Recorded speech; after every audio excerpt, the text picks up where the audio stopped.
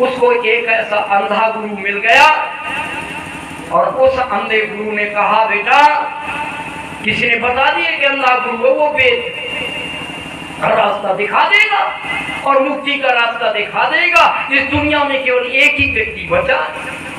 वो बेचारा अपना सब कुछ लेकर के, जो किताबें थी, पुस्तक थी, सब बांध करके और जाकर के वो मथुरा में रहते थे, वहां जाकर के उस कुटिया के नीचे अंदर आकर के दरवाजा खटखटाया। ओ गुरुजी, ओ गुरुजी, ओ गुरुजी आवाज लगाई और उन्होंने कहा, तू कौन है? कहा, मैं यही जानने वाला हूं। मैं दरवाजा खुल गया। उस गुरु बिरजानंद ने कहा, हो आज मुझे वो शिष्य मिला है। ये देश को कैसी गुलामी बन गई, वेद का रास्ता खत्म हो गया, मुझे कोई शिष्य मिला नहीं, पढ़ाया बहुतों को, पर ये जो आत्मा आई है उसको गले लगाया, उसको प्रवेश दे। लेकिन कह दिया, हमारे यहाँ सन्यासी की व्यवस्था नहीं है, हम आपको खाना पीना की व्यवस्था नहीं दे सकते हैं, रहने की व्यवस्था नहीं है। हमारे यहाँ कुटिया थी बेचारी की केवल, क्योंकि वहां जो विद्यार्थी आते थे, आसपास के आते थे, पढ़ के चले जाते थे। अब ये बेचारा सन्यासी था, ना रहने की जगह थी, कोई भी खाने पीने की व्यवस्था नहीं थी। उन्होंने कहा, ये व्यवस्था हो जाए तो बेटा मैं पढ़ा दूंगा। वो बेचारा गया, एक ऐसा व्यक्ति आ गया, रहने को स्थान दिया, खाने पीने की सारी जब पढ़ो के भयकर हुआ, और ऐसा व्यक्ति ने बस उसको करके वो गुरु बिरजानंद के चरणों में लगा दिया।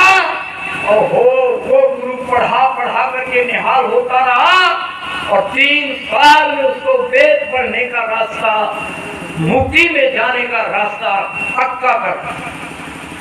3 साल में उसने वेद पढ़ने की विद्या पढ़ ली।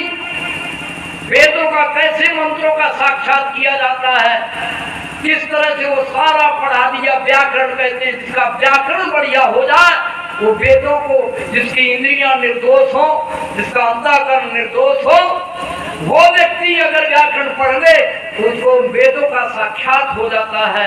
ऋषिदान की इंद्रियां, अंतःकरण, शरीर बिल्कुल ब्रह्मचर्य से परिपक्व था, बलिष्ठ था, बलवान था, खट्टा खट्टा था।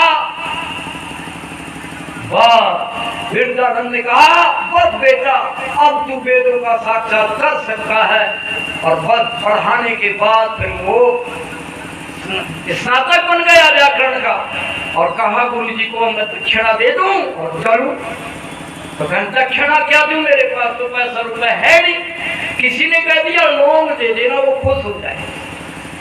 बस वो बेचारा लौंग मांग के ले आया और उसने गुरुजी को कहा, गुरुजी बस पैसे नहीं है, कुछ नहीं दे सकता।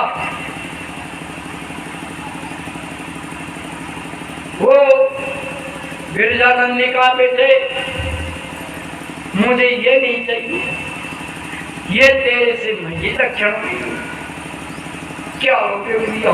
आंखों में अश्रुधारा चलने लगी गुरु बिरजानंद के। मैं तो तुझे बड़े मुश्किल में पाया।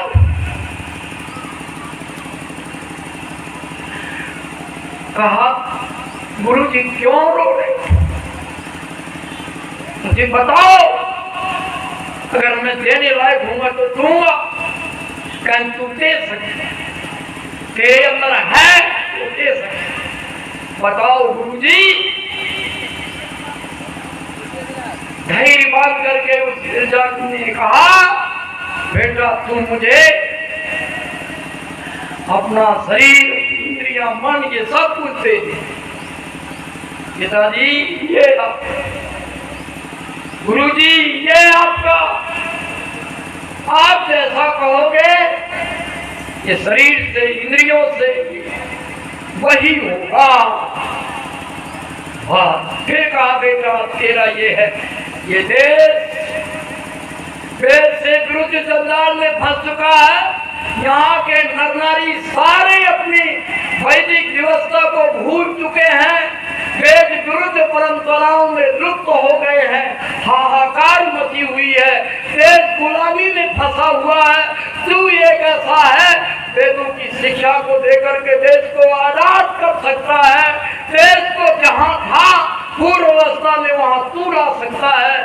बेटा ये तू काम अब कर दे। उसने सिर पर रख करके मैं इस काम को जहां तक मेरा सामर्थ्य पूरा लगा था। आप समझ लीजिए बड़ा भारी ऋण है आप हम सब पर। उसने पूरा जंगलों में गया, पहले सभी ऋषियों का साक्षात किया, निरुक्त पढ़ा, ब्राह्मण ग्रंथ पढ़े, दर्शन पढ़े, सारी ऋषियों को पढ़ा और किया, सत्य ग्रंथ पाया, जो पढ़ा और किया वैसा ही मिला। ऋषियों के ग्रंथ को सत्य सिद्ध हो गए। फिर वेदों के मंत्रों का साक्षात किया। अब अर्थ नहीं खुलते थे, व्याकरण से भी